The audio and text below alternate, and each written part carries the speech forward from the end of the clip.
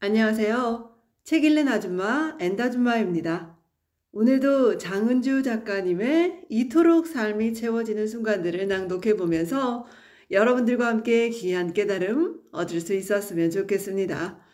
낭독 시작하겠습니다. 엄마, 이 힘든 걸 꼭 해야 하나요? 가장 중요한 것은 지금이다. 왜냐하면 누구나 현재에서만 행동할 수 있기 때문이다. 그러나 현재에 몰두하지 않는 자는 미래에도 놓치게 된다. 가장 중요한 일은 지금 우리 앞에 있는 것과 맞서 싸우는 것이다. 베르나르 베르베르. 오늘은 몇 코스 걸으세요? 원래 관광 안내소 입구에서 안내하시는 분이 물었다. 땡땡 코스요. 가볍게 대답하고 나니 오늘 그쪽으로 괜찮겠어요? 놀란 눈으로 다시 물어보셨다.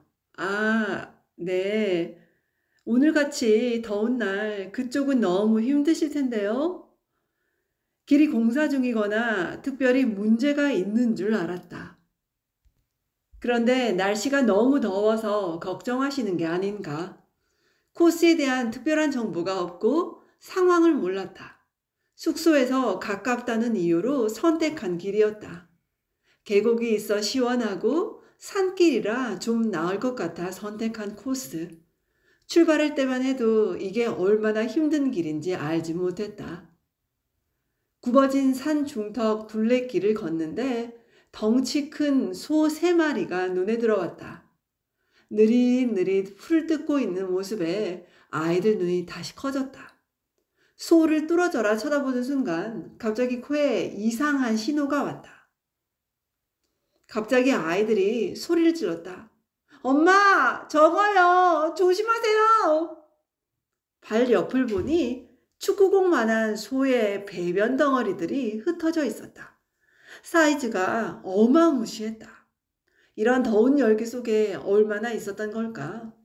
비염이라 냄새를 거의 못 맡는 내게 무언가 느껴진다는 건 그 강도가 엄청난 거였다. 폭탄이라도 피하듯 걸음이 빨라졌다. 거의 달리다시피 그 구간을 빠져나왔다. 이번에는 다 같이 한바탕 웃느라 난리가 났다. 발이 아프다고 낑낑대다가 신기하고 재밌다고 웃기까지. 감정이 얼마나 다양하게 변하는지 걸으면서 온전히 느낄 수 있었다. 계속 이어지는 숲길은 밀림을 연상케 했다. 이만하면 길이 아니라 거대한 밀림 속이다. 숲이 우거지면 시원할 거라 예상했는데 늪지대 같았다. 바람은 전혀 불지도 않고 등에서는 땀이 줄줄 흘러내렸다. 사우나 속을 걷는 게 이런 느낌일까? 옷이 땀에 들러붙은 채 묵묵히 말없이 걸었다. 아이들은 너무 덥다며 한숨을 푹푹 내쉬었다. 땡볕 아래 굽은 길이 끝도 없었다. 언제쯤 그늘이 나올까? 논과 밭으로 이어지는 길은 가도 가도 끝이 안 보였다. 개울가에 머리도 감고 손수건에 물도 적셨다. 잠시 걷다가 다시 걸음이 느려졌다. 햇살이 뜨거워서 더 그랬다.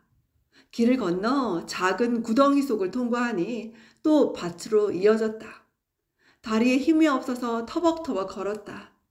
잠시 쉬고 싶어도 벌레도 많고 앉을 만한 곳이 안 보여서 계속 걸었다.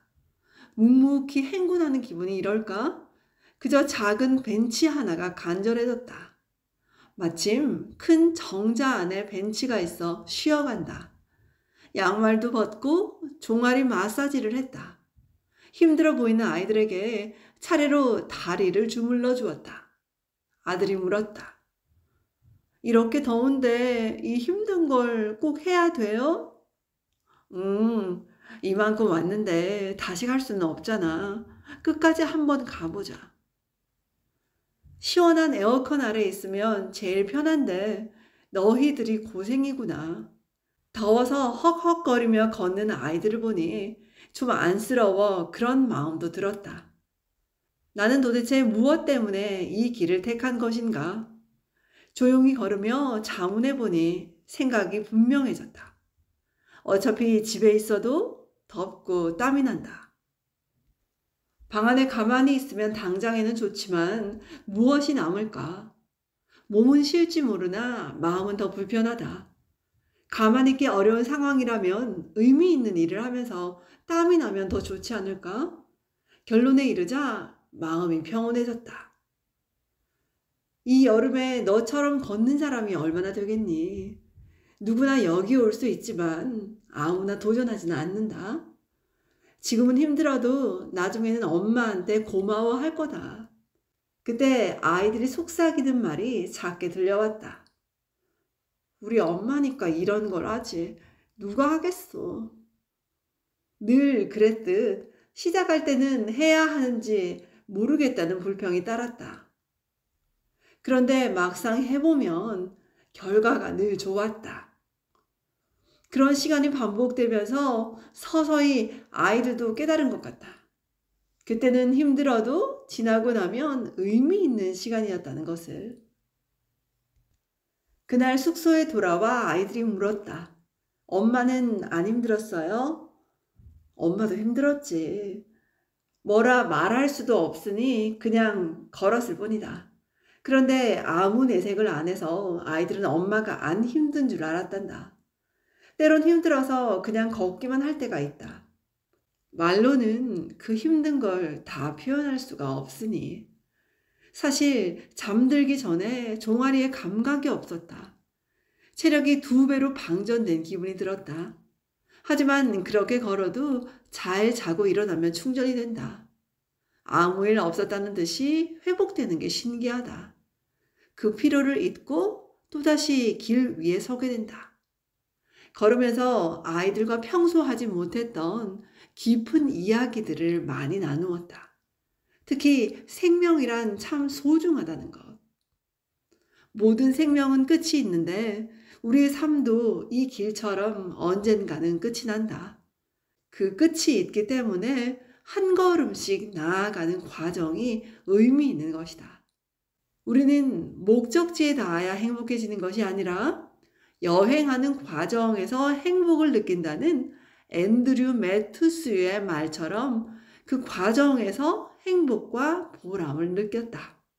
이날 걸은 거리를 확인하니 18.1km에 32,000보가 찍혔다. 특히나 푹푹 삶는 듯한 날씨 때문에 쉽지가 않았다. 뜨거운 햇살을 온몸으로 받으며 지치고 힘든 길을 끝까지 꿋꿋하게 걸어준 아이들이 대견했다. 분명 이 시간들을 오랫동안 기억하겠지. 살면서 아무리 힘들어도 이 순간들을 떠올리면 쉽게 포기하지 않을 것이다. 힘든 여정 덕분에 끈기와 인내심이 조금 생긴 것 같다. 살아야 할 이유가 분명한 사람은 어떻게든 산다. 그러니 분명한 사명을 가지고 잘 살아야 한다. 목적이 없으면 걸을 수도 살 수도 없다. 왜 걷는지 이유가 분명하니 어떻게든 끝까지 걸을 수 있었다. 시작할 때는 막막하다. 끝이 어디인지 도대체 알 수가 없다. 그래도 끝까지 가야겠다는 생각이 강해진다. 특별한 준비도 없이 시작했지만 멈추고 싶지 않았다.